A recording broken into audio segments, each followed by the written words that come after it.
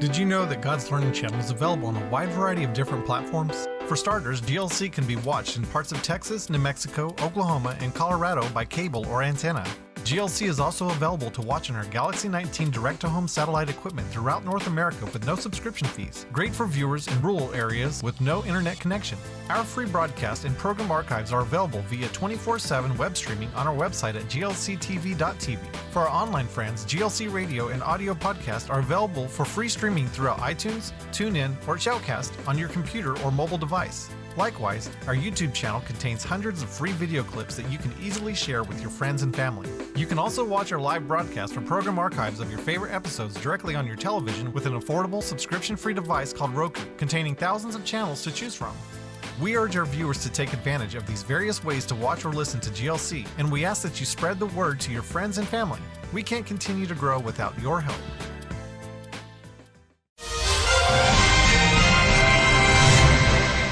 Well, praise God, and welcome to the favorite update of the week.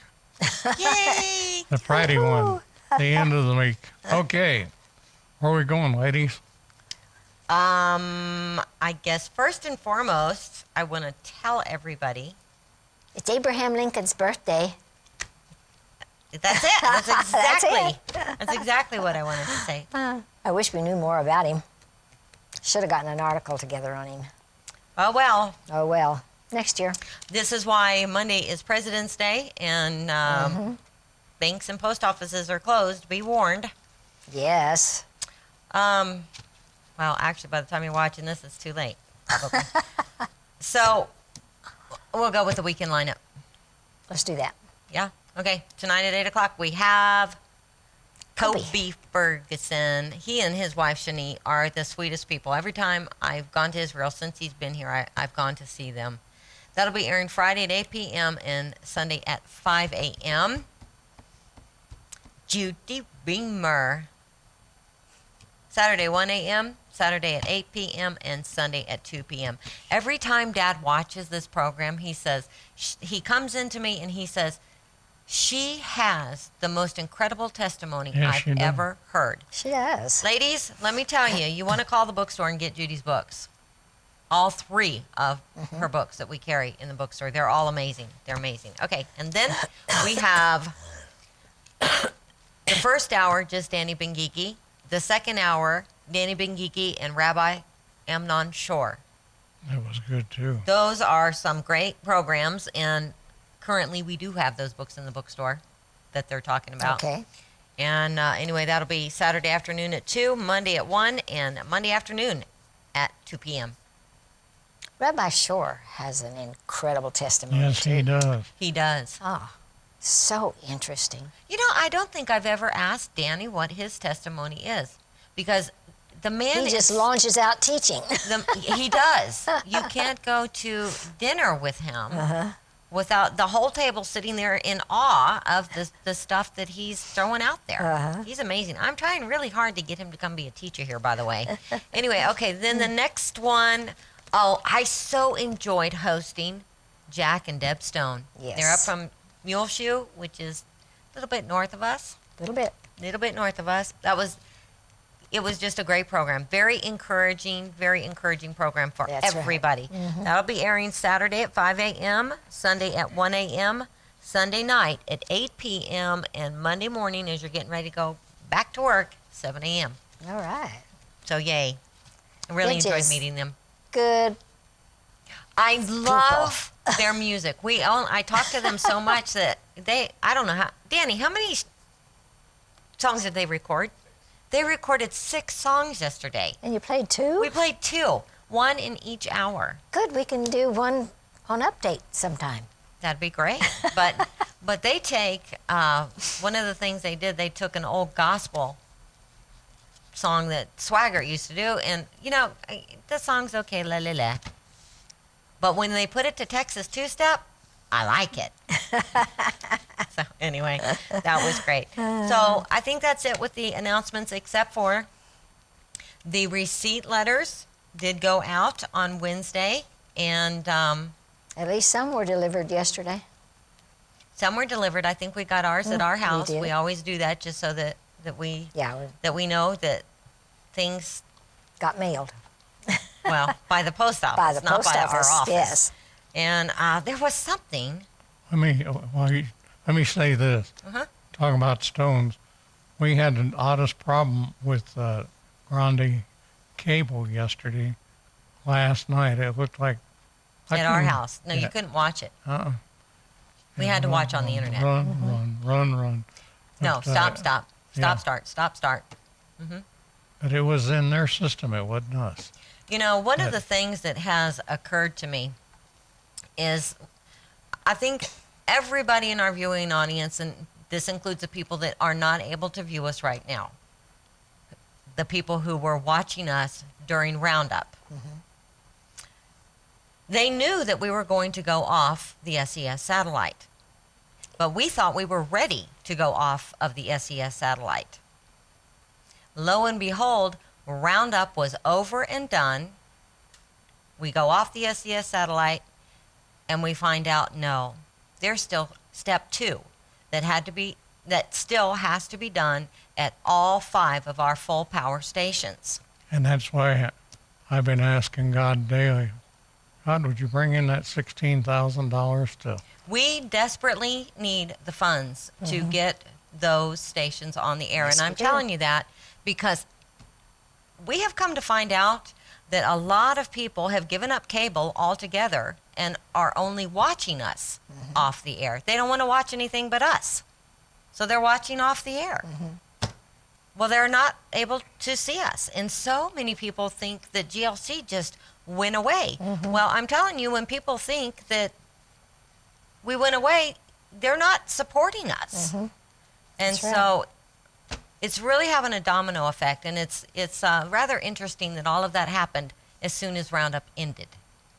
So anyway, just bear that in mind, and we just want to thank you for standing with us. And we know that many of you are going above and beyond what you usually do, and we greatly appreciate that. But we Yes, are we working do. on it. We are working to get things up and running, Amen. because there's also some cable systems that pick us up off the air, and they can't get us if those full power stations are off.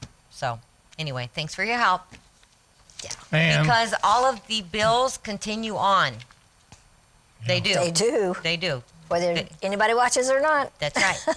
And we are paying more for step 1 at each of those 5 full powers, and we have been for a long time, Yeah. which is why we thought we were ready to go. So anyway, it's a fiasco. But Dad has like the greatest letter today. you ready? Yes? We're ready. It says, Al, Tommy, Amy, and staff, thank you for shining the light of Jesus Christ daily. You folks are family to us. I'm sure you're that to others, many others as well. May God bless you and yours and your network to bless us all. We appreciate all of you. Jeanette in Alamogordo, New Mexico. You know what I love about that? Besides the whole thing, this is a really cool statement. May God bless you and yours and your network Yeah. to bless us. Right. You know, that's actually my my prayer on a daily basis, that God pours out such a blessing on us that we can't hold it all. And when God talks blessing, He's not just talking financial blessing. Oh. That's only a part of it. That's just the the little greatest part. blessing is revelation on His Word, It sure is. which is some pretty awesome things. Do you have a devotion? I do. And I put on here, it's from Friends of Israel, but it's from Friends of Zion, Mike Evans. And he says, this ideology is putting our entire country at risk. At the heart of liberal ideology is the belief that evil really doesn't exist. People are basically good, and thus individuals cannot be held accountable for the wrong they do. The liberal tactic is that it's better just to talk with people rather than bring criminals to justice or fight to stop those committing crimes against humanity. The liberal left crowd wants God and the Bible driven out of America, but that would be an utter disaster. Our first president, George Washington, said, It's impossible to govern the world without God and the Bible. Reason and experience forbid us to expect that morality can prevail in exclusion of religious principle. President John Adams agreed, and he said, "Our Constitution was made only for a moral and religious people. It's wholly inadequate to the government of any other." God's people must wake up to hear and answer the call before it's too late. There is a lot of focus on the future of our country right now, with the first votes of the presidential campaign cast. But the key to America's future is not in the White House. It's in the church house. Amen. Yeah. Amen. You know, Pray for your pastor. it's so funny how people know that they can take history and manipulate it, and no one will be the wiser for the most part because people don't know history. That's right. You know, if I tell you that Thomas Jefferson owned a Quran, which indeed he did, does that mean he followed the Quran? Absolutely not. It does not, because he was a godly man. You know what he did with that Quran? He studied it because they had to know the enemy, and that enemy was pirates, Muslim pirates, That's right. who were doing dastardly things.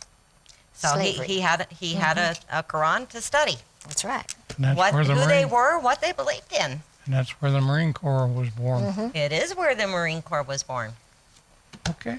So God there bless you are. Thomas You Jefferson. learned something today. Yeah. Okay, so all right, before I kick this off, is your name in the drawing for the Jewish Sabbath book? We did have a winner on Monday, the Edelmans out of British Columbia, Canada. Okay, before I start, how you get your name in the drawing is by being either a current GLC partner, and that means that you've donated to us since January the 1st, or you buy a $10 purchase, or you make a $10 donation. That is going to qualify you to get your name in the hat, but you have to ask to have your name put in there. So I have to clarify something here, because we've had a couple of people call, and one of them said, "No, I am a current partner." Well, we looked her up in the database. Her name's not in our donor database because she contributes to First Fruits of Zion. Oh, We air First Fruits of Zion for them, but we are not First Fruits of Zion. that's right. Everything that you see on GLC, if you give to that ministry, you're giving to that ministry. And one thing that's really important, if you do that, anytime you give a donation to a ministry that you see on GLC, you tell them how you're viewing. I watch you on God's Learning Channel. Right. That's very, very important Yes, it is. because they want to know. Zola Levitt is the same way. You know, Right. and what's really amazing is that we air these programs for them for nothing because we believe in the message. And we allow them to ask for contributions. That ain't the way other Christian networks work, No, it's it not. isn't. but it is the way we work. Okay, so here you go. It's the excerpts today from the Jewish Sabbath, A Renewed Encounter, Pinhas Teli. We do not carry this in the bookstore, so the only way that you can get this from us is to win it in the drawing. Next Monday. Next Monday will be the next drawing. We have 2 more of these to give away. Okay, the chapter that I pulled these excerpts from is called Between Light and Fire. The biblical story of creation is reenacted every Sabbath in Jewish homes. The Sabbath is ushered in with a blessing over the lights. That's 2 candles. Just as God in the beginning pronounced, "Let there be light." After 6 fiery days of creative work, God teaches us that a moment comes when all labor, even that of creation, must cease in order to make room for the life of the soul. We must remember that the 6 days were given to us to do, and we were given one more day to be. 6 days a week, we are identified by what we do. One day by who we are. The Sabbath is ordained by God Himself and is actually built into nature from the very beginning. It doesn't really matter what we're doing or where we are. As soon as the sun sets on the 6th day, Sabbath is here. Jewish tradition understood that if we wish to experience the Sabbath, we cannot simply leap into it without proper physical as well as mental preparations. There is an act of Kiddush, sanctification of the day, enacted both by God and us. The 7th day does not become Sabbath on its own automatically. It requires a conscious transition from the secular to the sacred. A similar transition is required at the exit of the Sabbath. Sabbath departs at sunset, but it doesn't leave us until we are ready to say the Havdalah. The Havdalah separation ceremony comes to remind us that Sabbath in this world must come to an end. As human beings, we cannot yet afford to enjoy an unceasing Sabbath.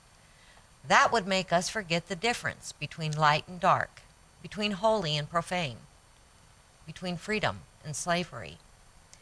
Our being human before God obliges us to discern between Sabbath and the rest of the week, between a day in which we are overtaken by a gratifying feeling of being created and a week when we assume the responsibilities of being creators, or rather co-creators with God, in mending this world and bringing it somewhat closer to an ideal state of Sabbath. The Havdalah makes us realize the place of the Sabbath in our lives. It also helps us face bravely the fears which may fill us as we're entering a new week, not knowing what it has in store for us. The Havdalah calls upon us to accept the week ahead of us as a welcome challenge to the spirit of creativity implanted within us by God Himself. Very, very good. Amen. Isn't that great? It is. You know, the thing is that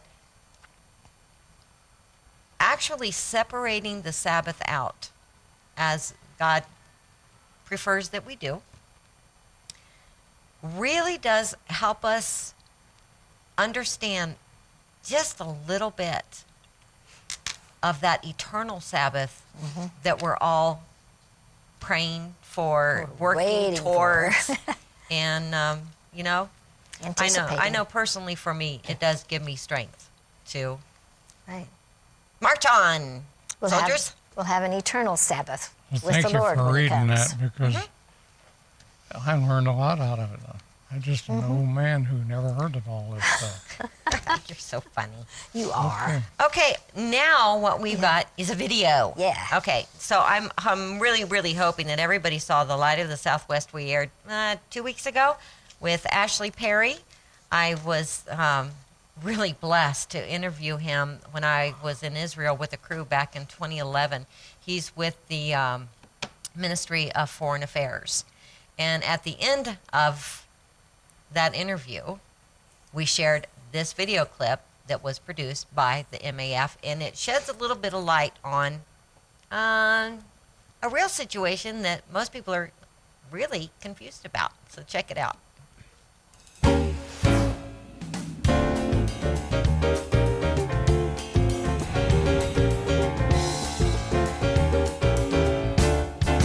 Often on the news, we hear the terms occupied territories, 67 borders, and illegal settlements.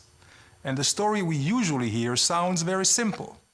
During the Six-Day War, Israel captured the West Bank from the Palestinians, refused the United Nations' demand to retreat, and illegally built settlements. But is that really the case? Let's try to understand the situation a little bit better. We'll start with a simple but extremely important question. From whom did Israel capture the West Bank? From the Palestinians?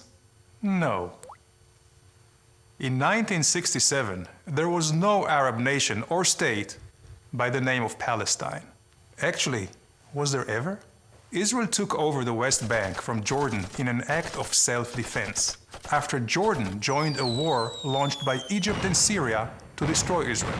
Oh, by the way, destroying countries is rather illegal. The United Nations back in 1967 rejected repeated Arab and Soviet attempts to declare Israel as the aggressor. Security Council Resolution 242 did not demand a unilateral Israeli withdrawal.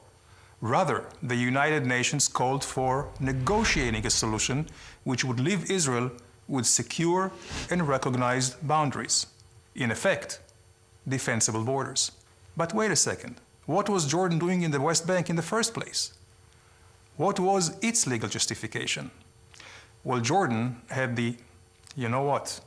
It had no legal justification. Jordan simply occupied it during its previous attempt to destroy the newly established State of Israel in 1948, changing the commonly accepted name Judea and Samaria to the West Bank. But that did not really convince anybody. And almost no one recognized the legality of Jordan's occupation, not even any of the other Arab states. So, if Jordan had no legal claim to the land, and a Palestine did not exist, whose territory is it? Let's go a little further back in time. Don't worry, not to the days of the Bible, only about 100 years. Until 1917, the Ottoman Empire occupied the whole region. After losing in World War I, the Ottomans relinquished their 500-year control to the Allied forces, which decided to divide the old empire into countries. Britain's foreign minister, Lord Balfour, recognized the Jewish people's historical right to their homeland, a small area equivalent to about 0.5% of the Middle East was designated for this purpose. Britain received a mandate from the League of Nations to promote the establishment of a Jewish homeland. But wait a second, do you realize what happened? The Jewish homeland originally included not only the West Bank, but also the East Bank of the Jordan River. I guess you cannot say the Jewish people have not accepted some painful compromises already. Anyway, the League of Nations recognition of a Jewish homeland, which includes the West Bank, was reaffirmed by the United Nations after the Second World War. With the British mandate ending, United Nations General Assembly Resolution 181 recommended the establishment of two states, one Jewish and one Arab. The Jews accepted it and went on to create the State of Israel, while the Arabs refused the compromise and launched a war to destroy the newly established Jewish state. Resolution 181, a non-binding recommendation in the first place, remained with no legal standing. At the end of the war, a ceasefire line was formed, where the Israeli and Arab forces stopped fighting. At the insistence of the Arab leaders, this line was defined as having no political significance. So, although this line is commonly referred to as the 1967 border, it is not from 1967, and it was never an international border.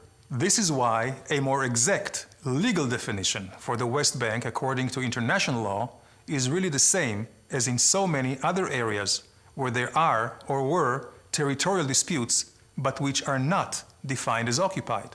For example, Zubarah, the Tams Islands, the Western Sahara, amongst many others. They're not considered occupied territories, but rather disputed territories. So, let's return for a moment to our illustration and examine the complete chain of events. Israel's presence in the West Bank is the result of a war of self-defense. The West Bank should not be considered occupied because there was no previous legal sovereign in the area, and therefore, the real definition should be disputed territory. The 1947 partition plan has no current legal standing, while Israel's claim to the land was clearly recognized by the international community during the 20th century. That is why the presence and construction of Israeli settlements in the West Bank should not be considered illegal. These are not just my own opinions. They are based on conclusions made by world-renowned jurists like Professor Eugene Rastow, Justice Arthur Goldberg, and Stephen Schwebel, who headed the International Court of Justice. So what's the solution for the dispute over the West Bank? Unfortunately, there is no magic solution. But the only way a solution will ever be reached is if we base our negotiations on legal and historical facts. So please, let's stop using the terms occupied territories and 67 borders. They're simply not politically correct. Very good. I bet everybody learned something on that one, I love that. because It's so most people simple. don't know the truth of that. Okay, we have an article we've been trying to get to for 2 or 3 weeks now. Comes from the Gatestone Institute. It seems that when it comes to covering the Israeli-Palestinian conflict, ignorance is bliss. Take, for instance, 2 Western journalists who recently asked to be accompanied to the Gaza Strip to interview Jewish settlers living there. No, it's not the opening line of a joke. These journalists were in Israel at the end of 2015, and they were deadly serious. Imagine their embarrassment when it was pointed out to them that Israel had completely pulled out of the Gaza Strip 10 years ago. You have to have some pity for them. These foreign colleagues who were rookies, who aimed to make an impression by traveling to a dangerous place such as Gaza Strip to report on settlers living there. Their request, however, did not take anyone, even my local colleagues, by surprise. These parachute journalists, as they're occasionally called, are catapulted into the region without being briefed on the basic facts of the Israeli-Palestinian conflict. Sadly, correspondents such as these are more the rule than the exception. A particular clueless British reporter springs to mind. When Israel assassinated Hamas's founder and spiritual leader, Ahmed Yassin, in 2004, a British newspaper dispatched its crime reporter to Jerusalem to cover the event. To this reporter, the region, as well as Hamas, were virgin territory in the reporting world. His editors had sent him to the Middle East, he said, because no one else was willing to go. Well, our hero reported on the assassination of Ahmed Yassin from the bar of the American Colony Hotel in Jerusalem.